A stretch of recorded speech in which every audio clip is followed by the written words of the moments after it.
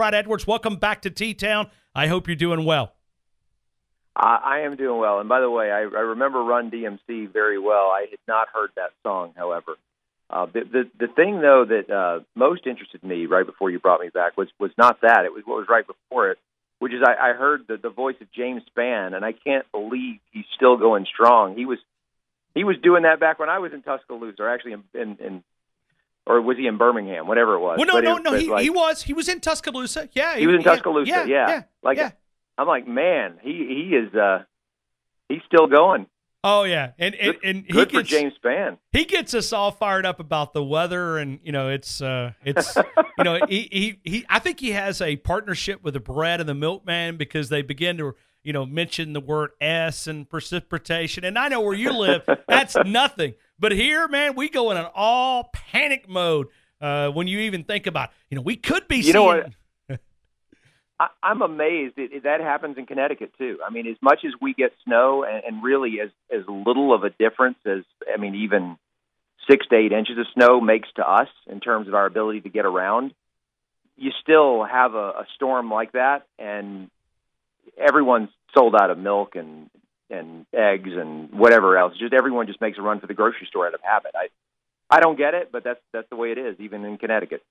All right, Brad, I want to walk you back to Saturday morning. Reese Davis, your colleague at ESPN, when the logo pops up there that Alabama's in this college football playoffs, what was your reaction? What was the first thing that sort of went through your mind? Well, I was actually I wasn't watching. I was on the plane flying back from Charlotte, and I barely got internet connected to my iPad before the announcement happened, and I couldn't see it. I was just following on Twitter. And so that was kind of how I got the news. I finally saw the tweet start to cross at Alabama.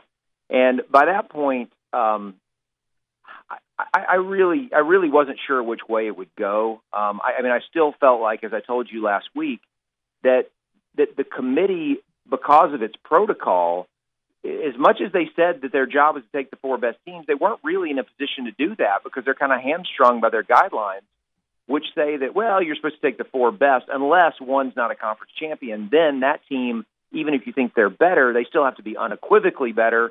And you get into all that mess, and I'm like, you know what? I don't understand how Alabama could be considered unequivocally better than Ohio State if, as Kirby Hocutt said the previous Tuesday night, there wasn't much separating the two teams. That I think was what confused people the most. Was what he said on Tuesday. I think without that bit of information, most people would have assumed, that's a big jump for Ohio State to make from 8 to get over Alabama at 5, even though Bama didn't play. So, I still don't know right now, Ryan, which of these things is true. Either Ohio State was done from the moment that Iowa game ended and just nobody had the heart to say it, or they were alive going into the final weekend, and the people who ranked Wisconsin 4 really didn't believe they were the 4th best, and they needed to see Ohio State look a lot better than Wisconsin, and that didn't happen. So I don't know which is true, but maybe Kirby Hocutt was shooting straight with us when he said there wasn't much of a gap, and then that gap widened because Ohio State simply didn't look like one of the 4 best teams in the country on Saturday night while winning the Big Ten. Let me ask you, do you think Alabama is one of the best 4 teams in college football? Yes. Now, I think that there's a pretty big gap. I don't know that there's a gap on the field. In other words, I give Alabama as good of a chance as anyone of winning the playoff now that they're in it. But in terms of kind of where they left off, what you saw out of them over the final 3 SEC games, specifically the final 2, the State game, the Auburn game. It would have been tough for anyone to sell them being, better than Clemson or Oklahoma or Georgia coming off of that. But what saved them was Ohio State's Iowa game, and I think that just ended up being a deal breaker. We'll see. The big question now is how much better can Alabama get from the last time we saw them at Auburn to January 1st. I know that some of those injuries are going to heal up, and some guys who maybe were playing that game at less than 100% will be, back to 100%. But I also wonder, are we going to see any wrinkles? Are they going to change anything in terms of game plan or scheme, not only from the Auburn game, but from what happened last year in the playoff, where the offense struggled against some of the better defensive fronts that it faced? I think these are all fascinating questions that we might not have the answer to until we see them take the field on the night of January 1.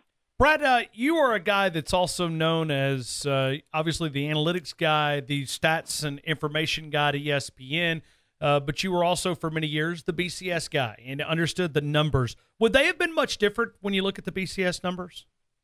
Well, I tell you this, if they had used the BCS formula during the playoff era instead of a committee and just basically, okay, we're going to take the top 4 teams that formula gives us, then the gap between Alabama at 4 and Ohio State at 5, it would have been one of the closest finishes that formula ever gave. Whether it was between 2 and 3 in the BCS years or between 4 and 5 the last 4 years, it was very, very tight. I've seen but the problem is you can't replicate it exactly because, first of all, there's no more Harris polls. So you have to substitute the AP poll. And then second, 2 of those 6 computers no longer publish that version of their rankings where they're not allowed to factor in the scores of the games, which was stupid to begin with, but that's another story. And so you have to change how you compute the computer element of it.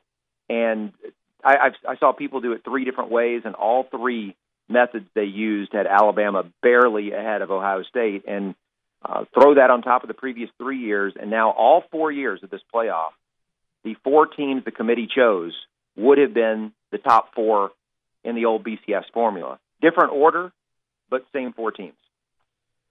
Brad, do you think the Alabama 2 SEC team in conversation will push us to maybe revisit the criteria? And I know you were talking about this on, I believe Sunday night is when I heard you and your colleagues talking about this on ESPN Radio.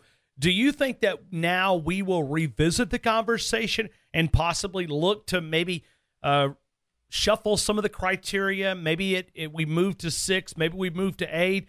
What do you think 2 SEC teams does to the college football playoffs? Well, I don't think that the conversation about the criteria really has anything to do with there being 2 SEC. I think regardless of who had gotten in, they need to discuss whether there needs to be a more refined definition of the criteria and what they mean. When to apply them, when not to, or maybe they'll just say, you know what, eventually everyone's going to figure it out, and that'll be their stance. I don't know, but I just think there's so much confusion over that. The other thing I think they need to revisit is whether to even allow the committee chair to speak, because I think there's so much more confusion and frustration over the explanations, more so than if we just had the rankings and tried to figure them out for ourselves. Sometimes I see the rankings and they make perfect sense to me, and then I hear the explanation, and the explanation doesn't make sense. So I think they need to stop doing that, but I can't imagine that would happen. As for the impact of 2 SEC teams, I don't think it does anything yet. I think if in the next 2 years we were to have 2 SEC teams get in again, then maybe you'll start to have the other conferences get together and say, okay, we've got to make a change. But if sometime in the next 2 years it's 2 ACC or 2 Big Ten, where it's not one conference that seems to have a leg up on everyone else, then if that's not what happens, then I think that we'll continue, with what we have right now, and I think it'll get through the 12 years it was contracted for, and then at the end of that, then maybe at that point it could end up expanding to 8.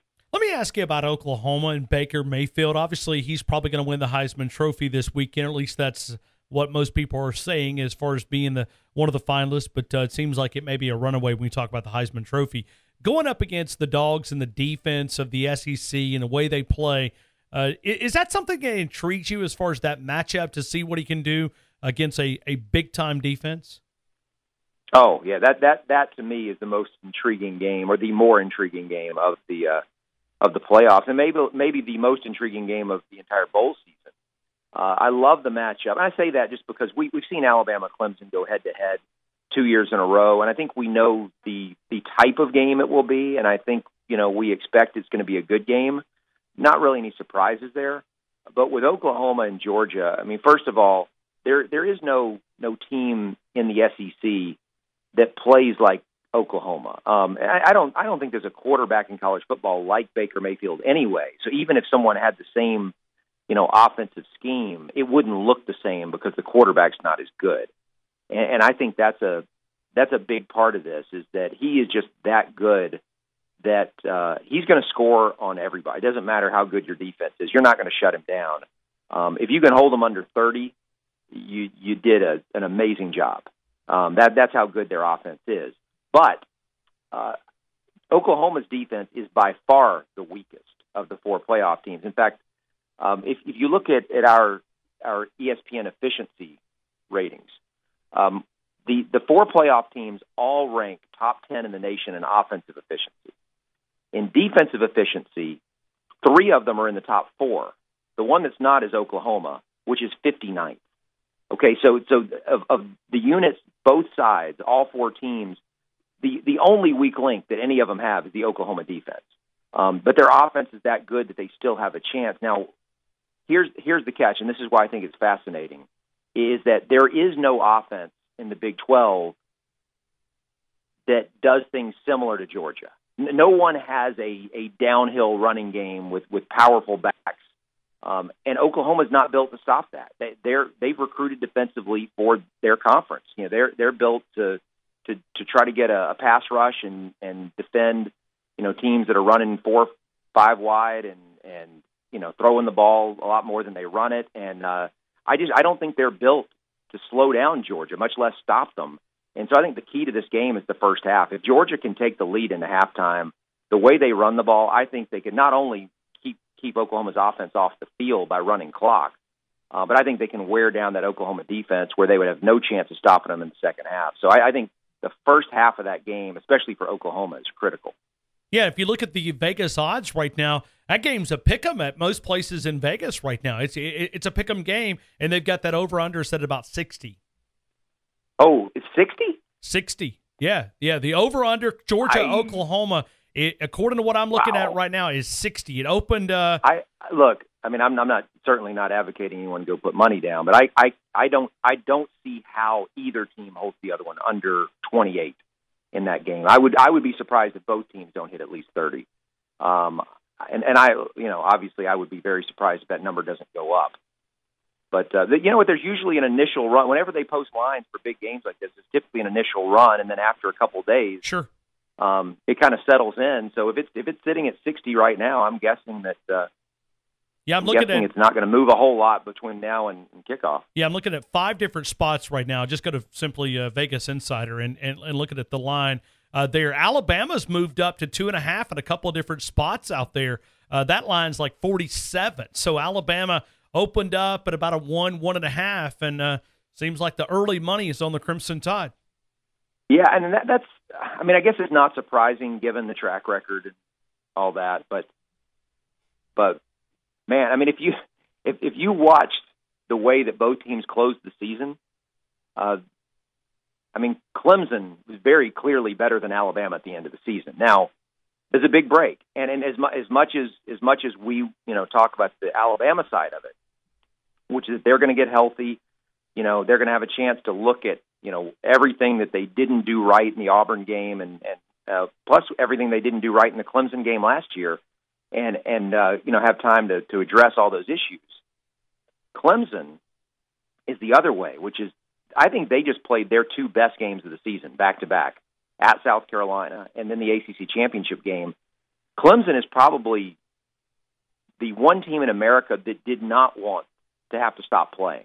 And so I do think that the 4-week break hurts Clemson because they were playing that well going into it. Now, we saw a bunch of Alabama teams playing really well going into that break, and then end up continuing to play well once they had to play the next game. So it's not like it's going to hurt Clemson for sure. But when you're playing as well as they have been, it certainly doesn't help you to kind of break that momentum and have to take several weeks off. Right now, if you had to pick that game, which way would you lean? And I know we're still 30 days away. A lot of things could happen. But which way are you leaning early in the month of December, Clemson, Alabama? Well, I have to lean Clemson just because of of the last couple of games I saw from each team. When I say couple, I mean really more the Mississippi State game and the Auburn game, not so much the Mercer game. And clearly Clemson looked better in their last two games than Alabama did in their last two SEC games. But I would think in terms of matchups, look at what Alabama struggled with a little bit against both, not both, all three, LSU, Mississippi State, and Auburn. While those teams didn't run roughshod over Alabama's defense, they did a pretty good job of just consistently gaining 3-4 yards or so every time they would run. And Alabama wasn't able to do what they typically do and get those teams in third and long. And that had an impact. I mean, their third down defense was not good at all. In fact, I believe it was right at 50% for those three games combined. All three of those teams were very close to 50%. I think the total was like 26 of 52, I believe is what it was. I looked it up earlier today. So third down is a big deal, but like I said, a lot of that comes from allowing 3 yards here, 5 yards there on these first down runs, and not putting teams in bad down and distance situations. Clemson obviously does not run the ball the same way that those other teams do. Mississippi State, LSU, Auburn, their style is more of a power running game, I guess I would call it, and they're more physical in the running game. Clemson, while they are a very good running team, I don't know that I would expect them to have the same success in that run game. And look, even with the success Auburn had with Kerryon Johnson, Jarrett Stidham still had to play maybe the best game of his college career. And I'm not saying he had to do that for them to win. They won pretty comfortably when all was said and done. But he did. I mean, he played lights out, and that was a big reason for the success that Auburn had in converting all those third downs. And I don't know that Clemson runs the ball as well as those teams. And I also am as much as I like Kelly Bryant, I don't think he's as good of a passer as Jarrett Stidham. So there are reasons to be optimistic for Alabama on defense in terms of it being, a little bit different type of challenge that maybe they're better suited to handling. But Alabama's going to have to play much better on offense than it did in the Iron Bowl against that Clemson defensive front, that's for sure. Brad, I don't want to put you on the spot, but did you see the great article that Alex Scarborough did on ESPN.com about Nick Saban and the coaches that are no longer part of this league? I think it's 45 coaches have went through this league since Nick Saban got a job in Tuscaloosa. And he lays out the credentials, a lot of stats and information about the coaches that were fired, resigned, retired. And you go through and you look at just 11 years ago, you got guys like Houston Nutt and Tommy Tuberville and obviously Gene Chizik, and you go through the list and you think about it. You think about the impact that Nick Saban has had on the SEC. I did. I saw the article and I kind of scanned through it. I was about to start my podcast, so I didn't have time to read it, and I haven't gotten back to it yet. But yeah, I mean, I'm familiar with the basic info and all the turnover everywhere else, and just the number of coaches who have not been able to win division titles because they can't beat Nick Saban, and that is a big part of where we are. I don't know that it's necessarily that every coach is being held to the Alabama standard or the Saban standard, but when there's one team in the conference that nobody can beat, it certainly changes a lot in terms of people's records. So he's had an impact on everyone for sure. And one of the things you start to realize as you look at these recent coaching changes and these huge buyouts that are being paid, as much as everyone nationally kind of poked fun at or criticized Alabama for paying Saban what he's made, you realize that having coaching stability and not having to shell out money for all these buyouts, like some of these schools I think are paying their football coaches as much as Alabama over this span for far less in the results department.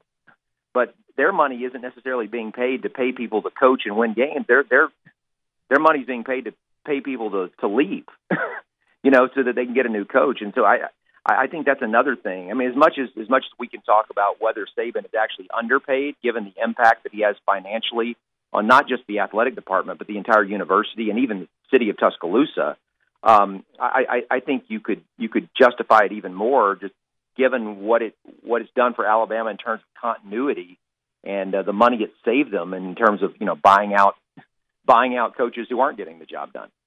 Brad Edwards, big salute to you. Let me tell folks, I know you mentioned the podcast, one of the things that you do, Talk Nerdy to Me on ESPN. Yeah. That is the best name, I'm telling you, man. It's catchy. Talk Nerdy to Me. Go find it on the podcast page, Apple Podcast. Download it on ESPN.com. I always enjoy the analytics view that you guys take and through that lens.